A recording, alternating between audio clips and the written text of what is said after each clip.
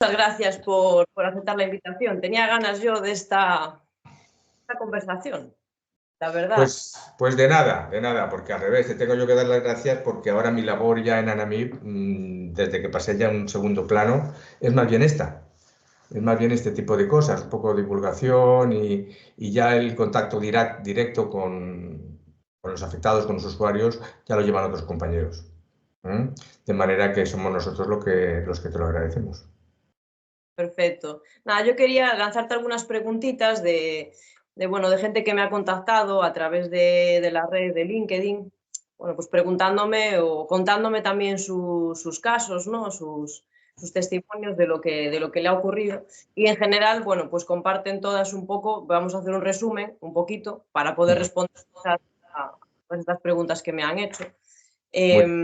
Todas responden un poco a lo mismo, se sienten solas, estigmatizadas, con miedo, no saben qué hacer, no saben a dónde recurrir, porque quizás ya han recurrido a lo principal, ¿no? Lo primero, si tienen recursos humanos, han ido a recursos humanos, incluso han llegado a poner denuncia ante inspección de trabajo y sienten que nadie ha hecho nada, no ha ocurrido nada. Entonces, ¿qué pasos tendría que seguir pues, una víctima de acoso laboral para salir de esta situación? Bueno, vamos a ver. El perfil las características que tú ahora mismo me relatas son las características clásicas, las que suelen darse en prácticamente todos los casos a los que nos llegan a nosotros, a nuestra asociación, a ANAMIB. Suelen ser personas completamente desubicadas. Es más, en la mayor parte de los casos ni siquiera saben lo que está pasando en realidad. Saben que tienen un problema, han oído alguna palabra, pero no entienden lo que les está ocurriendo. Y esta es una de las cuestiones que además hace más difícil el abordaje, ¿no? De hecho, se empieza por ahí, precisamente el abordaje de estas ayudas, ¿no? Por empezar a hacer ver lo que les está ocurriendo, por qué les está ocurriendo, en qué circunstancias son las que se dan en este tipo de problemas y qué papel representan ellos en todo este esquema. Es un esquema que afecta a muchas personas, a una organización, a una relación laboral y a ellas como persona y como paciente, porque normalmente cuando llegan a ese punto que tú relatabas, pues ya suelen estar en un nivel de enfermedad, por lo tanto ya se les puede considerar también como pacientes. Me preguntabas qué es lo que tienen que hacer o... ¿Qué pasos deberían de hacer si quieren denunciarlo, si quieren salir de esa situación? Y también, ¿qué puede ofrecer la asociación ANAMIB?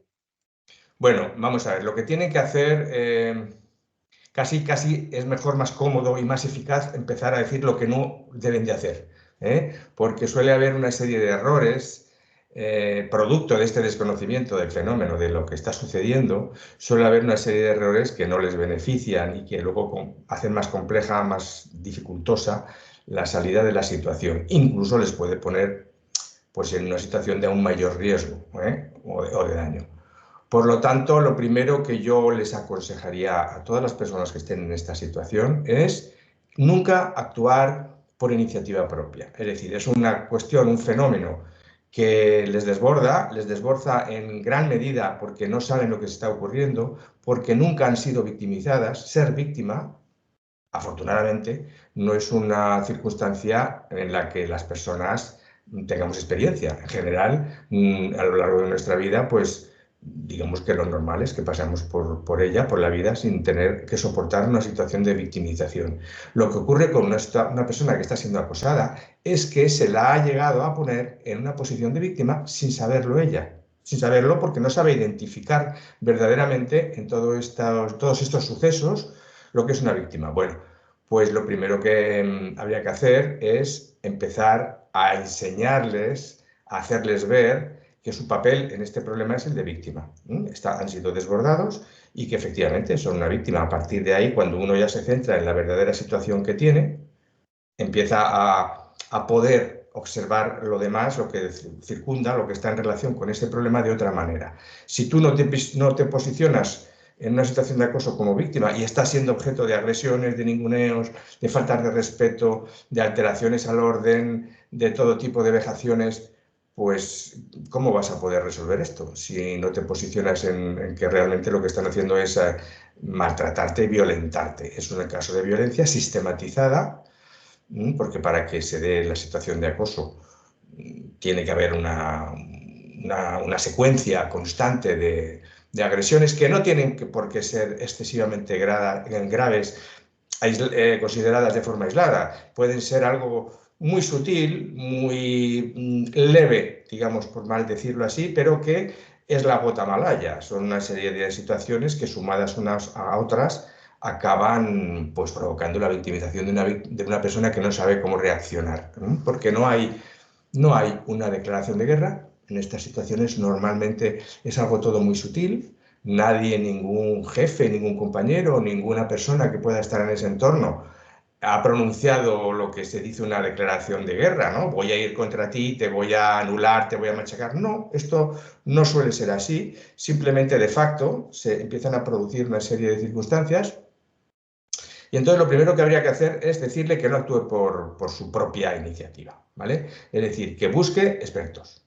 Los expertos pueden ser de distinto ámbito, pueden ser expertos legales, expertos sindicales, expertos en asociaciones, en tratamiento, terapeutas. Hay mucho tipo de profesionales que pueden ayudar a una persona que tiene esta situación, pero para mí, que yo pertenezco a una asociación y que lógicamente tenemos una manera de actuar siempre, pues yo tengo que decirte que para nosotros la mejor manera de abordar esto en primera instancia es a través de personas que no estén todavía profesionalizadas, es decir, que brinden una ayuda humana, un Sí. apoyo humano, un apoyo moral, y luego, un poquito después, cuando ya la persona haya podido entender lo que está pasando, que no es fácil, porque la persona viene muy bloqueada, con muchas limitaciones incluso de capacidad de atención. En algunos casos las personas afectadas pues nos vienen con imposibilidad de poder leer, ¿no? Porque su retención, su memoria a corto plazo está completamente saturada con otro tipo de sensaciones y de pensamientos que nada tienen que ver con el aprender cosas, sino con soportar y revivir constantemente las agresiones de que están siendo objeto, ¿no? Tienen su mente muy ocupada, por lo tanto no pueden tener concentración en algunos casos ni siquiera para leer. De manera que en estas condiciones, claro, es difícil así, en ese momento, tomar una decisión que pueda tener una trascendencia de tipo legal o laboral. Lo primero que hay que hacer es buscar expertos. Si tienes una asociación a mano o personas que desde un punto de vista humano te puedan ir orientando en los primeros pasos, mejor. Después, si hace falta, lógicamente, o bien la persona de forma directa o bien la asociación de forma indirecta los va a derivar o le va a aconsejar, más que derivar. Nosotros no derivamos exactamente, sino que más bien aconsejamos el buscarse un terapeuta que sea experto o buscar un médico que comprenda la situación, o que no siempre, por desgracia, ocurre así, ¿no? Y ya se van tomando después pues una serie de medidas que se van aconsejando, o que es directamente la persona, ya conforme empieza a comprender lo que está ocurriendo, empieza a descubrir que le van a hacer falta. Pero lo primero es recuperar un poco el equilibrio y su posición mental frente a este problema. Entonces yo lo que haría en primer lugar es eso, recurrir a personas que conozcan, pero que no lo conozcan el fenómeno desde un punto de vista sesgado o unilateral. ¿Por qué? Porque el abogado en materia de acoso conoce de juicios, pero no conoce de patologías. Conoce de procedimientos, de plantear una demanda, pero no va a poder orientar a la persona en cómo relacionarse con su familia, en cómo enfrentarse a un médico que quizá o no comprende lo que le está ocurriendo, que desgraciadamente, por increíble que parezca, esto es muy frecuente y hay que acabar explicándole al médico por qué está sucediendo lo que está sucediendo. Entonces, también esto hay que enseñarlo, hay que orientar a las personas en cómo hacerlo, porque a veces van al médico y lejos de encontrar un apoyo, una resolución, encuentran lo que ellos viven como un enemigo más, es decir, una persona que no solo no conoce lo que está soportando, no conoce el daño, no conoce su tragedia, sino que además le vuelve a mandar al trabajo, si es que le da una baja, se la rescinde enseguida, se vuelve en una alta enseguida, y además lo más que hace en muchas ocasiones es recetarle unos productos químicos que coyunturalmente pueden ayudar para alguna cosa, pero también pueden perjudicar para otra. Con lo cual, hasta eso, digamos, hay que orientar a la persona que llega con esta situación, pues en todo, ¿eh? En cómo encarar una entrevista con un médico, en cómo encarar, cuando llegue el momento, una entrevista con recursos humanos, en fin, en cómo resolver esta situación desde un punto de vista de su propio equilibrio para poder acometerla mejor. Claro, es lo que comentas. Realmente es un cuadro complicado, ¿no? Yo lo que veo es que falta mucha formación. En recursos humanos, por ejemplo, pues sí que me han comentado muchas veces, en muchas ocasiones, que en recursos humanos todavía no comprenden o no quieren comprender, ¿no? Y en inspección de trabajo, pues también pasa lo mismo, que tampoco prestan la atención que se debería a toda esta problemática, ¿no? Pues Entonces, sí, efectivamente, los departamentos de recursos humanos, si nos tomamos la tranquilidad suficiente para analizar nada más que el nombre de este departamento, realmente ya estamos percibiendo qué podemos esperar de él y qué no podemos esperar de él. Un departamento que se llama de recurso humano es perfectamente asimilable a un departamento que se llame de recursos hídricos, recursos monetarios, recursos mobiliarios o cualquier otro recurso de la empresa. Es decir, que está contemplando al trabajador no como ser humano, sino como recurso a explotar, vamos a decirlo así, porque verdaderamente, contablemente, es esta la denominación que mejor se acerca. ¿Qué ocurre? Que, pues desgraciadamente, entre sus intereses, pues no suele estar en muchas ocasiones el resolver este tipo de situaciones. Sí que pretenden resolverlas, pero no de la manera que pueda ser beneficiosa para el trabajador, que sería la única manera exitosa de resolverlo, porque estamos hablando de una víctima y estamos hablando de unas personas que agreden cuando no se ha convertido en una situación de acoso institucional, en cuyo caso ya no es una persona o personas, sino que es toda la organización la que se ha vuelto contra una persona. Claro, esto primero excede de la preparación de los departamentos actuales de recursos humanos. Segundo, no es lo que se les pide. La organización laboral lo que les pide a un departamento de recursos humanos es la gestión de personal puramente documental, las altas, las bajas, los honorarios, las nóminas, este tipo de gestiones, y cuando hay un problema resolverlo lo antes posible y con los criterios que la empresa considera buenos para ella, que no son los que el trabajador considera resolver su problema. Con lo cual, en general, cuando uno va a un departamento de recursos humanos y no tiene la precaución de encarar el problema, así como ahora lo estamos evidenciando, pues corre el riesgo de dar una información valiosa a la empresa y que luego esa información se vuelva contra la víctima como un elemento más a perjudicarle, ¿no?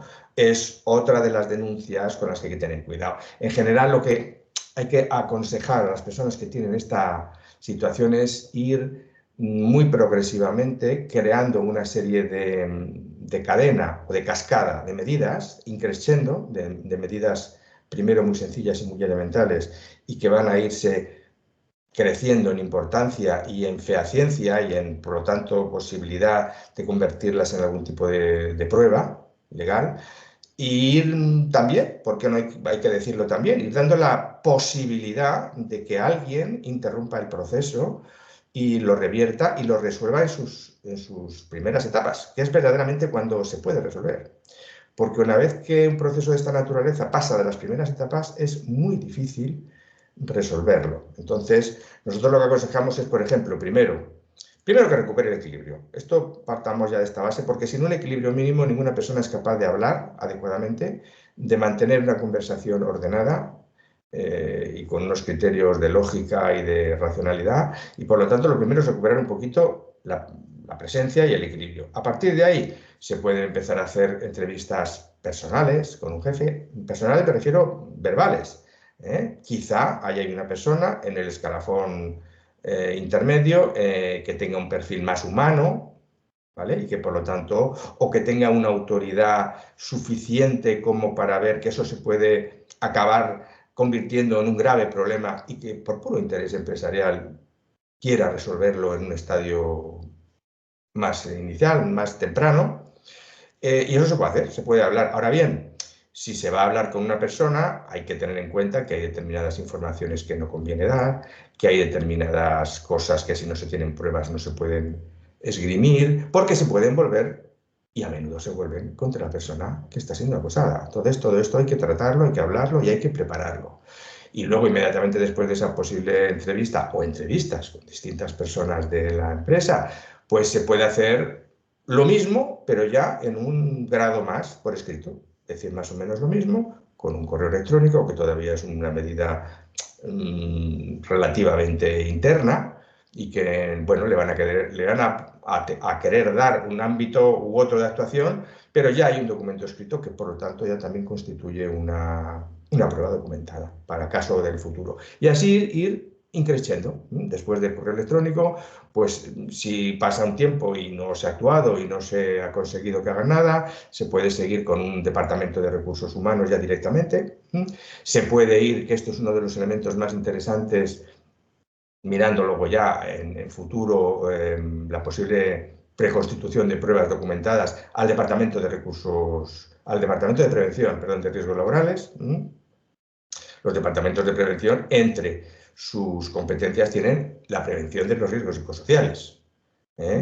También es verdad que no suelen precisamente ser muy su primera necesidad y su primera preocupación. Bien, pero de facto la ley dice que esta debe de ser también una preocupación. Por lo tanto, ahí ya se puede apretar un poquito más e incluso invocar normativa que se debería de estar cumpliendo. Se puede recurrir también luego en esa cascada, ¿no?, en esa sucesiva cascada de acontecimientos, pues a invocar la apertura de un procedimiento, si la empresa lo tiene, un protocolo de prevención de situaciones de acoso, que hoy ya muchas empresas lo tienen desarrollado. Otra cosa es cómo lo llevan a cabo, cómo lo ejercen. Esto, desgraciadamente, sigue siendo muy deficitario en eficacia, ¿no? Pero lo tienen. Y es otra de las cosas que se puede exigir, siempre, repito, asesorado por personas que conozcan la situación. Porque un documento escrito, una denuncia, está vinculando también al denunciante. Entonces hay que tener mucho cuidado, partir siempre de la base de que no es la víctima la que tiene que demostrar eso, pero por lo menos en primera instancia. Cuando lo denuncia, la carga de la prueba no está en la víctima, está en la empresa, que es la que dice la ley que tiene que hacer las averiguaciones pertinentes. Entonces esto hay que tenerlo muy claro. ¿Por qué digo esto? Porque a veces la persona afectada se empeña en intentar documentar y lo que hace es traer a la palestra documentación o circunstancias que quizá no interesen en ese momento, enseñar todas las cartas, o incluso que pueden ir más allá de lo necesario y que la pueden comprometer y que, pasado todo este proceso, puedan acabar siendo el pretexto para iniciar contra esta persona otro procedimiento por injurias, por calumnias, por faltas o atentados a la dignidad de alguien. Esto es muy frecuente. Completamente, bueno, digamos que cotidiano en los procesos de acoso. Entonces, todo esto hay que poder prevenirlo. Para prevenirlo, tener en cuenta que una persona como víctima no le corresponde la obligación de acreditarlo. A quien le corresponde la averiguación es a la empresa. La víctima tiene que decir lo que está ocurriendo genéricamente, incluso diría yo sin poner nombre ni apellidos a responsables, no le corresponde a la víctima. Eso le corresponde a quien legalmente le corresponde, que es a la empresa, o al gabinete de prevención de riesgos laborales si es externo a la empresa, porque ya sabes que la prevención se puede ejercer de manera directa si las empresas grandes o las administraciones, que tienen más medios, tienen sus propios gabinetes de prevención, que al ser propios tienen el defecto intrínseco de que están mediatizados por la propia organización, es decir, sentido. Exactamente, estos son los grandes, ¿verdad? Pero los pequeños y que son ajenos, porque hay las empresas que contratan los servicios para una agencia o una empresa de prevención, pues tienen al final el mismo problema, porque ¿quién paga los servicios? Pues paga la empresa que está encargando el trabajo. Entonces, a menudo los técnicos nos dicen, cuando, en fin, alguna vez hemos tenido ocasión de hablar con ellos, Pues que primero no tiene la formación adecuada para materia psicosocial. En general estoy hablando, ¿eh? Puede haber alguna empresa que sí se haya preocupado y que esté especializada y que tenga pruebas eficaces para esto. Pero no podemos hablar ni mucho menos en términos generales. Eso para empezar. Y luego, segundo, que cuando a un técnico de prevención se les asigna sus tareas, sus trabajos, sus objetivos, esta palabra que ahora está tan de moda hace ya tiempo, pues esos objetivos se le fijan en un número de empresas y en número de inspecciones, pero normalmente no discriminan el tipo de problema. Simplemente tienen para una inspección 3 días, o 2 días, o 3 días y medio. Y esto es lo que se considera que lo tienen que resolver. Claro, no tiene nada que ver hacer una evaluación de riesgos de por ejemplo, de que en un mostrador donde están trabajando unos trabajadores pueda haber una contaminación de un producto químico que es sencillamente pasar una muestra y luego meterla en un envase y llevarlo al laboratorio.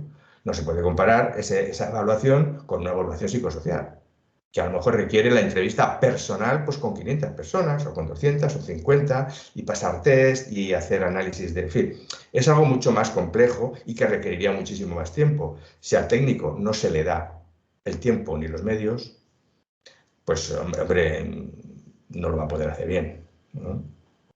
Claro, estamos hablando de un sistema que ya está construido para que sea muy difícil. Ya... Sí, es que la ley de prevención, que en sí misma, en cuanto a la letra, es una buena ley, salió en un momento en el que hacía mucha falta y es una buena ley, pero luego tiene defectos puntuales, pero que son categóricos y que, a mi modo de ver, la matan virtualmente a efectos en materia de riesgos psicosociales. La primera cuestión es que, bueno, que ya de entrada deja fuera de la ley la aplicación en cuerpos y fuerzas de seguridad del Estado, que son miles y miles y miles de trabajadores, ya como si no tuvieran derecho a la prevención, ya los deja fuera. Eso para empezar. Y luego, además, pues tampoco se ha regulado la materia psicosocial. Se han venido regulando muchos otros aspectos de los posibles riesgos y daños laborales, pero en materia psicosocial está por hacerse. Lo más que se ha hecho en algunos casos es desarrollar protocolos, pero vuelvo a lo mismo, son protocolos que las personas que lo dirigen y que lo llevan a cabo son personas de ese entorno en muchos casos, con lo cual, por propia definición, ninguna persona que pertenezca al núcleo psicosocial que se esté analizando va a tener una visión adecuada para hacer un análisis objetivo, está contaminado. Entonces, de poco sirve que se invoque un protocolo si resulta que el que va a hacer de instructor pues es de la misma organización, compañero, come junto con las personas que están agrediendo. Lo único que estamos haciendo es perjudicar, ¿eh? Por eso te decía yo que hay que ser muy prudente y analizar cada paso con mucha delicadeza y con mucha atención y con experiencia para no perjudicar a la persona, ¿eh? Porque una vez que se invoca un protocolo de actuación, puede pasar lo mismo que a veces ocurre, desgraciadamente, cuando se formula una denuncia ante la Inspección de Trabajo. El que está agredido lo que está deseando es denunciar normalmente, porque lo que está deseando es resolver, pero no se da cuenta de que esa denuncia puede ser contraproducente. Es decir, si la denuncia la formulas a un órgano que o no tiene la capacitación, no tiene la formación adecuada, o no tiene los medios, o no tiene el tiempo, o sencillamente no va a poder acceder a las pruebas que van a poder acreditar la denuncia, el objeto de la denuncia, ¿eso en qué va a desembocar? Va a desembocar en una conclusión.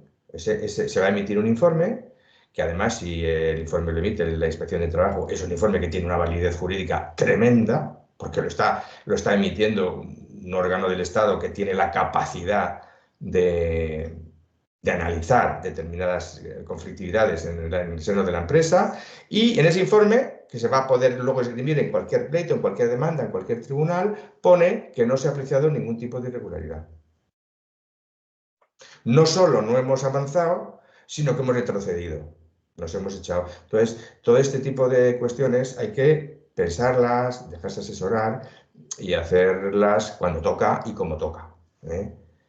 Y desgraciadamente las personas que tienen una situación de acoso lo que desean cuanto antes es resolver la situación, pero las prisas no son buenas.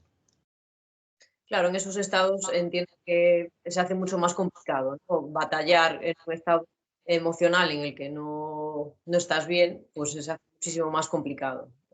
Se hace muy difícil porque de las cuestiones que se alteran cuando se está en una situación de acoso, pues una de ellas es la capacidad de relatar ordenadamente y de explicar lo que está ocurriendo. Eso requiere una función cerebral que queda muy tocada, igual que queda muy tocada la capacidad de lectura. Requiere una concentración, y entonces no solamente las personas que están en esta situación, no solamente no se explican bien, con lo cual no están aportando la información que tienen que aportar, sino que además la imagen que ofrecen es una imagen ilógica, alterada, con la emocionalidad completamente desbordada y descontrolada, que es una imagen que les perjudica enormemente allá donde van. Porque la persona que tiene que analizar este tipo de cuestiones, lo primero que va a analizar es quién es quien le está presentando la denuncia y en qué situación está. Si ve que es una persona que está alterada emocionalmente, ya va a valorar de muy diferente manera lo que le pretenda presentar.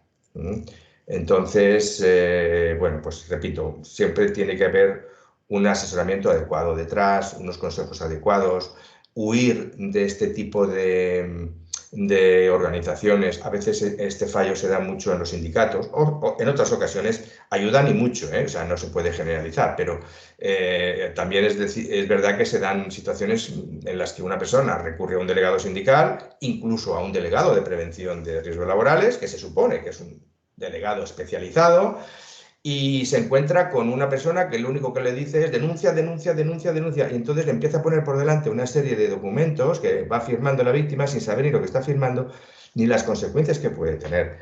¿Por qué? Pues porque las organizaciones sindicales a veces no tienen adecuadamente orientada la ayuda a las personas que tienen estos problemas. Si se limitan a hacer eso, no solamente no la están ayudando, sino que la están metiendo en un problema muy gordo, probablemente. Porque una cosa es denunciar, otra cosa es que la denuncia sirva para algo y otra cosa es que luego sobre la base de esa denuncia se pueda resolver el problema. Son cosas muy diferentes. Si el asesor, sea abogado, sea delegado sindical, sea terapeuta, que a veces también pueden un poco equivocarse en eso, no da la orientación adecuada, pues puede estar poniéndolo a los pies de los caballos. Hay que tener en cuenta que no estamos ante una persona que tiene todas sus facultades al 100%, es una persona que está literalmente disminuida en sus facultades. Si además le están dando una medicación que todavía la seda de alguna manera, pues todavía más, incluso más disminuida. Todo esto hay que tenerlo muy en cuenta, muy en cuenta, muy en cuenta. El determinar qué profesional está en condiciones de ayudarme o no en una situación de estas es una cuestión importante. Merece la pena hablar con personas que conozcan en el gremio y que tengan una base práctica sobre las capacidades de resolución. O sea, un asesor no es mejor porque haya puesto más denuncias, no.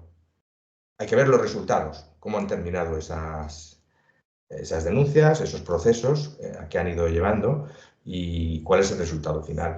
Otra de las cosas que quizá al principio estábamos un poco enumerando las circunstancias que debe tener en cuenta una persona que está asediada en los primeros momentos, ¿no? En los primeros momentos hay algo muy importante y es el contacto con el médico. El médico suele ser el primer confesor en esta materia de las personas acosadas, porque aunque no saben muy bien lo que está ocurriendo, lo que desde luego sí que perciben es una alteración de su salud. Su salud empieza primero a manifestar un estrés que no se relaja, porque normalmente el estrés no es necesario a todos, tener momentos puntuales de estrés para poder afrontar determinadas circunstancias cambiantes de nuestro entorno. Pero claro, cuando esa situación de estrés está disparando hormonas y está disparando mecanismos de acción en nuestro organismo que no les damos la capacidad de recuperación, y la persona que está asediada está permanentemente en guardia, tanto en los momentos en los que está siendo agredida como en los que no está siendo agredida, porque ya está en prevengan, ya está totalmente alterada y por lo tanto está esperando la agresión, lo que se traduce en una excitación completa de todo su organismo y de toda su atención. Es decir, que si esta persona va a su médico y su médico no sabe identificar el problema adecuadamente, pues también corre el riesgo de que se le dé una medicación inadecuada, de que se atribuya la patología a una deficiencia suya. Esto es bastante frecuente, cuando en muchas ocasiones no existe tal deficiencia. Lo que existe es una incapacidad médica para analizar adecuadamente el problema, ¿eh? Es decir, de hacer un diagnóstico, voy a poner un caso extremo, pero real, ¿no? que se da, de hacer un diagnóstico de una situación de acoso laboral con estrés postraumático, por ejemplo, que es una patología muy común, a hacer un diagnóstico de un trastorno delirante, pues hay mucha diferencia, ¿eh? Hay mucha diferencia en todos los niveles, en cómo contempla el médico a su paciente, en qué sabe realmente de lo que está ocurriendo con ese paciente, en cómo analizar esas exageraciones emocionales que está percibiendo, porque tanto en un caso como en otro se produce hasta cierta ideación ya completamente desbordada por parte de la persona victimizada, ¿no? Pero la diferencia está en que en un caso procede de su propia estructura mental, sería un caso de un enfermo psiquiátrico probablemente, y si se trata de una persona que está siendo acosada, lo que tiene son las consecuencias de la violencia psicológica, ¿eh? Que a veces tiene, sí, es verdad, hay que decirlo, que a veces tiene síntomas que si no se analizan adecuadamente se pueden confundir. Entonces es muy importante el trato con el médico y la elección del médico. Si el médico no comprende la situación, hay que cambiar de médico. Ya. Sin mayor paliativo, es decir, no hay que quedarse enganchado con una persona que no entiende, ¿eh? Si un médico, tú como paciente, te encuentras asediado, estás teniendo un problema que en 20 o 15 años de trabajo nunca lo has tenido y de pronto se te está planteando algo que no puedes superar y que te genera unas patologías, y vas a tu médico y tu médico no solamente no atribuye todo ese daño al ámbito laboral, sino que lo atribuye a la mente del paciente, y el paciente es consciente de que es la misma persona antes y después, bueno, lo primero que tiene que hacer es cambiar de médico, porque lo está orientando mal. Y luego eso va a tener también mucha trascendencia, va a tener trascendencia en el tratamiento que le ponga, no va a ser el mismo en un caso que en otro, en los consejos que le dé y sobre todo, fundamentalmente también, si luego este problema acaba desembocando en un proceso legal, los informes que se le pidan no van a tener nada que ver. Van a ponerle el acento en las capacidades mentales de la víctima y no en una situación sobrevenida como consecuencia de una conflictividad laboral, si es que se le quiere llamar con esta terminología que es un poquito suave y light, y a la que se suelen acoger muchos médicos, que bueno, también lo comprendo que el médico no está presente en la empresa como para catalogar de acoso, evidentemente, no es el médico el que tiene que catalogar una situación de acoso, pero sí es el médico el que tiene que determinar claramente si esa patología procede del trabajo. Eso sí le corresponde, porque ese informe, ese criterio, es el que luego va a tener una consecuencia tremenda en todo tipo de elemento probatorio y sobre todo en un juicio, en un proceso legal. Sobre todo si es un médico de cabecera, porque claro, no se valoran igual luego los informes que pueda emitir un médico al que ha habido uno por lo privado, que se consideraría a efectos judiciales como instancia de parte, es decir, un médico buscado ex profeso para emitir un informe determinado y que podría considerarse contaminada su apreciación, o el médico que legalmente le corresponde como parte del servicio de sanidad, ¿no?, pública. Eso evidentemente tiene mucho más valor probatorio que un médico ad hoc buscado por cualquier persona ante un tribunal. Entonces, Pienso que médico privado puede no tenerse en cuenta, pero en cambio los inspección de trabajo y recursos humanos sí se tiene en cuenta lo que claro, es que el médico es muy importante. Es un poco lo que hablábamos antes respecto de la inspección de trabajo. Es muy importante porque te pueden dar pautas adecuadas o inadecuadas. Te pueden subir o mantener un poco la autoestima si encuentras comprensión en un profesional, pero te pueden hundir en la miseria. Si tú vas al médico pensando que te va a resolver algo y sales de allí cuando te ha dicho que eres tú el problema y que tienes que ir a trabajar ya al día siguiente, pues claro, tiene consecuencias de todo tipo, desde el primer minuto hasta el último minuto. El último minuto serían los informes. Si tú a ese médico le vas a pedir un informe, pues ¿qué va a poner? Miedo da pensar lo que vaya a poner. Entonces, esto hay que medirlo ¿cuándo? Al principio. No hay que esperarse a llevar en esta situación, como a veces ocurre, un año o año y medio o 6 meses, para tomar una decisión. No, si el médico no te ofrece garantía, si el médico no sabe entender, apreciar el problema que tiene en este caso la persona, hay que cambiar de médico, punto. No, sin mayores connotaciones ni tampoco explicaciones que por otro lado no hay que darlas. Simplemente hay que buscar un buen profesional. Y lo mismo digo con los terapeutas. Lo mismo digo con los terapeutas privados. Las asistencias psicológicas que a veces los médicos de cabecera recomiendan, las derivaciones al área de salud mental, pues el problema que tienen ahora mismo es que la salud mental debe de estar muy mal, porque es que está sobresaturado todo de una manera tremendamente escandalosa. Tardan muchísimo en darlas, tienen que ser casos muy graves, y cuando finalmente estas derivaciones se producen, prestan una atención que es claramente exigua, pequeña, mínima, ineficaz. Cuando hay una persona que tiene un problema grave de estrés postraumático y todas sus posibles patologías colaterales, pues con una terapia al mes es que no tiene ni para empezar, o sea, no tiene literalmente ni para empezar, necesitaría mucha más atención. Es verdad que no es culpa de los psicólogos, ellos atienden lo que pueden, ¿no? Están también ahora mismo pues muy mal. Pero bueno, lo que significa eso es que la persona tiene que buscarse un apoyo adecuado, aunque sea por su cuenta y de su propio cargo, ¿no? Y en esta materia, pues digo lo mismo. Cuando uno va a un terapeuta, siempre hay que procurar que alguien te dé una referencia adecuada, de ser conocedor de esta problemática, porque también puede ocurrir lo mismo. Por muy terapeuta que sea, hay algunos que son francamente malos, igual que en todas las profesiones, ¿eh? No quiero yo cargar las tintas con unos ni con otros, pero igual que en todas las profesiones, los hay buenos, malos, mediocres y excelentes.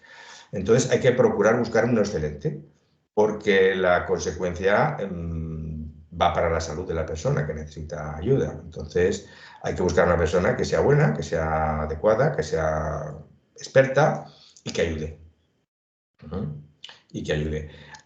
Ayuda muchísimo también, evidentemente, el ir a una asociación, que es el paso previo. Una asociación entendida como un sitio, un lugar, sin intereses de ningún tipo, que esto es muy importante, porque las asociaciones ni quieren llevar a su consulta a nadie, ni quieren necesariamente pasarle unos test para determinar nada, no tienen ningún interés más que ayudar. Entonces, administran mejor sus recursos. Tienen, en general, pocos recursos. Las asociaciones tenemos pocos recursos, pero están muy bien orientados. Están muy bien dirigidos porque estamos constantemente tocando el mismo problema. Entonces, si te orientan hacia un profesional, normalmente esto no es garantía, evidentemente, de éxito, pero siempre es una orientación muy afinada. Y luego, además, aparte de esto, en las asociaciones como en ANAMIB, pues tenemos actividades que tienen un efecto terapéutico muy bueno. Y esto, claro, está mal que yo lo diga, pero claro, ¿quién lo va a decir si no soy yo que estoy aquí? Una de las maneras como nosotros también, también necesitamos refrendar esta sensación que tenemos de una manera objetiva, pues nosotros que tenemos en Google las valoraciones de muchas personas, tenemos una puntuación media de 4,9. Ojalá las personas que van a su médico en una situación como esta pudieran valorarlas sobre 5 de 2,5. Ya me daría yo con un canto en los dientes. Es así, es decir, hay que buscar recursos útiles, recursos expertos y recursos útiles. No recursos que te digan lo que tú en ese momento quieres oír, sino recursos que se basen sus criterios y sus consejos en la práctica diaria. Entonces, una de las cosas que hacemos en ANAMIC, que nos dan buenísimo resultado desde hace ya más de 20 años, es dar información. Algo tan sencillo como dar información. Decíamos al principio que la víctima llega a ser víctima porque no sabe lo que es ser víctima, ¿verdad? Bueno, pues eso hay que explicarlo. Hay que explicarlo. Porque también se ha normalizado. Muchas veces se encuentran con que en sus casas, por ejemplo, cuando cuentan lo que les ocurre en el trabajo, muchas veces la respuesta es que ocurre en todos los trabajos, es que todo el mundo está así. Sí. Entonces, Esa claro, suele ser la respuesta incluso de la propia familia. sí.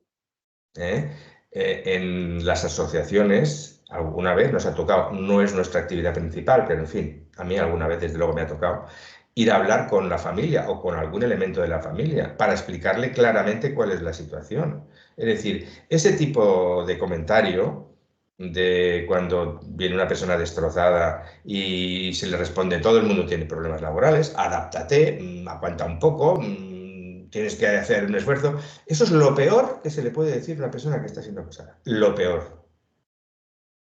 Sencillamente se le está llevando por esa línea camino de suicidio, porque claro, no solamente no se le comprende, sino que encima se le estigmatiza y se le está llamando débil. Sí, sí. Con lo cual cada vez va a entender peor la situación que vive, no encuentra apoyo y es lo peor que se le puede decir, ¿eh? Lo mejor que se le puede, si no decir, hacer en un caso así, es escuchar, pero escuchar de verdad, ¿eh? Simplemente con una actitud de escucha real, no de que parezca que estás escuchando las tragedias de otros, sino verdaderamente de enterarte de qué está pasando con esa persona, ya eso es muy positivo, porque esa víctima se está descargando.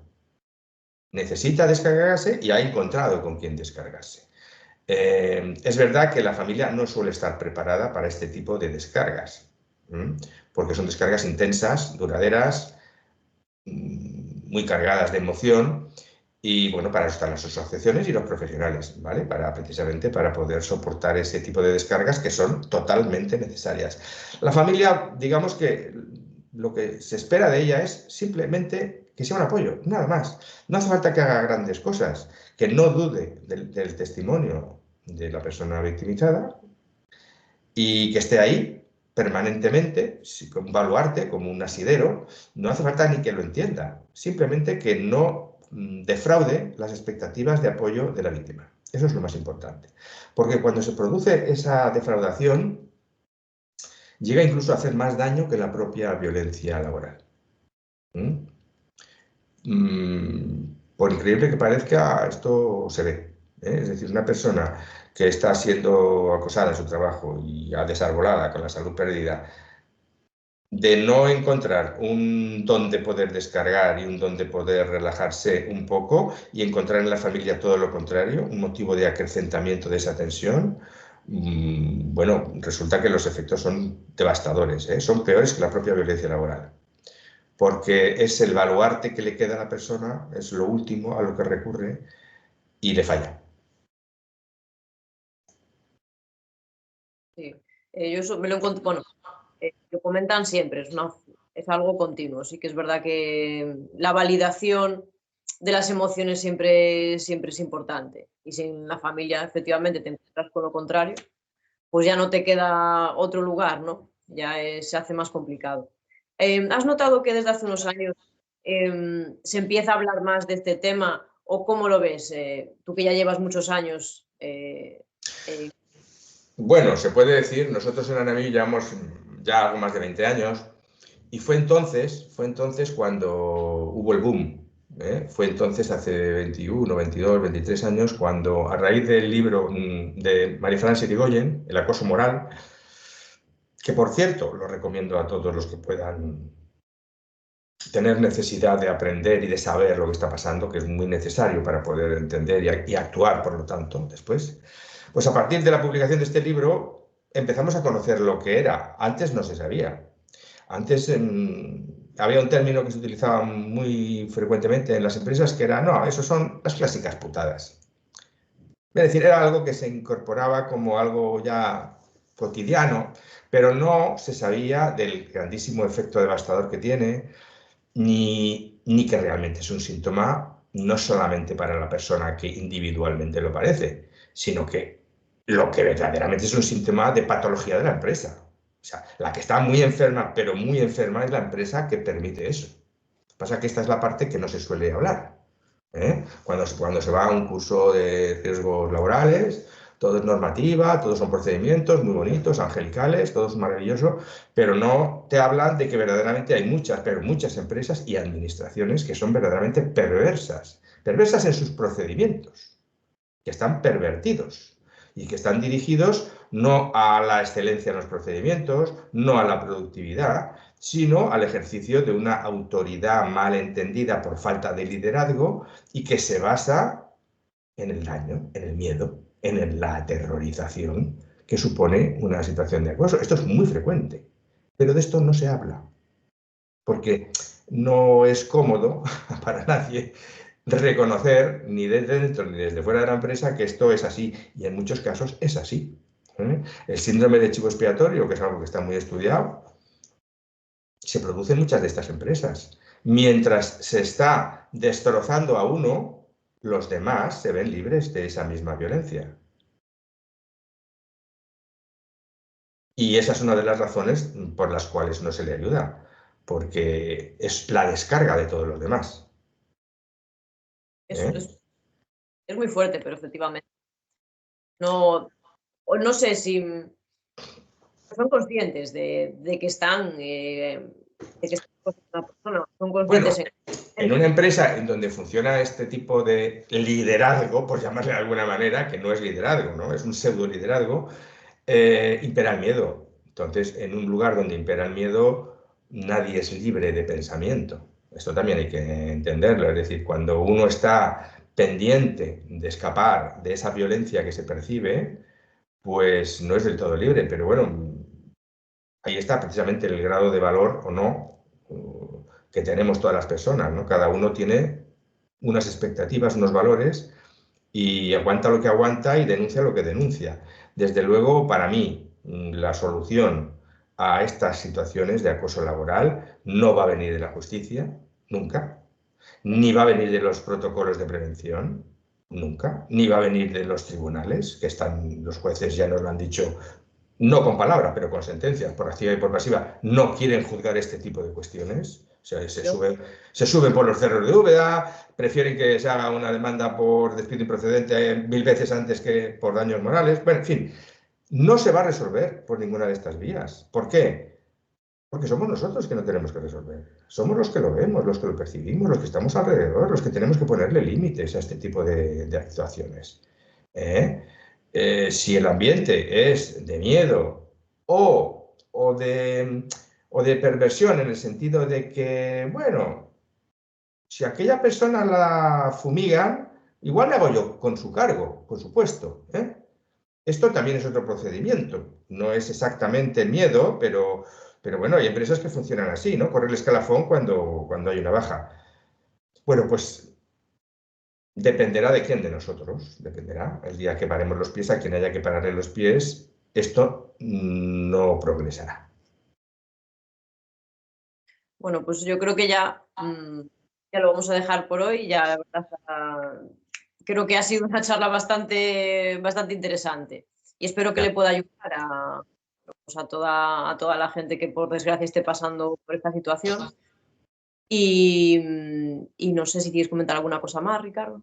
Bueno, yo lo que sí que te iba a decir, sobre todo por si a alguna persona le hiciera falta, es darte los datos de nuestra asociación. Y decirte que, aunque nuestra asociación está en Palma, de Mallorca, que es donde se fundó hace mucho tiempo, y tenemos aquí actividades presenciales todas las semanas, también estamos atendiendo a gente por videoconferencia desde hace mucho tiempo ya. Tenemos un sistema de atención virtual que está basado prácticamente en lo mismo que en la presencial y con los mismos resultados. Entonces, que no piensen que por estar en Vigo o en Sevilla o en Alpedrete no tienen acceso a nuestra asociación, al menos. Supongo que habrá otras, pero la nuestra está brindando por videoconferencia, telemáticamente, apoyo con muy buenos resultados, ¿no? Y me remito a la valoración que hacen las personas. Entonces te dejo para que la gente lo pueda consultar, a quien le pueda hacer falta la dirección de correo electrónico a la que se pueden dirigir a nosotros, que es información anamib, todo seguido, información anamib, sin puntos ni nada, @gmail.com. Información anamib, @gmail.com. Y el teléfono que atendemos los lunes, miércoles y viernes de 17 a 19 horas. El teléfono al que podéis llamar también para pedir una cita, aunque Si es de fuera de Palma o de fuera de Mallorca, ya es más eficaz mandar un mail, porque de esa manera ya lo vamos a remitir a las personas, a los compañeros que llevan el área telemática y no es necesario pasar por la llamada, ¿no? Pero para los que quieran usar el teléfono es 659-902-189. Repito, 659-902-189. De 17 a 19 horas, lunes, miércoles y viernes. Y con esos datos, bueno, pues si podemos echar una mano a alguien, lo haremos. Ojalá no les haga falta. Perfecto, pues muchísimas gracias y nada, estaremos en contacto para futuras colaboraciones posiblemente. Muy bien, pues gracias a ti por la labor de divulgación que haces, que es muy necesaria. Pues ojalá sirva para algo. Muchas gracias, Ricardo. Hasta otro día. A ti, hasta otro día.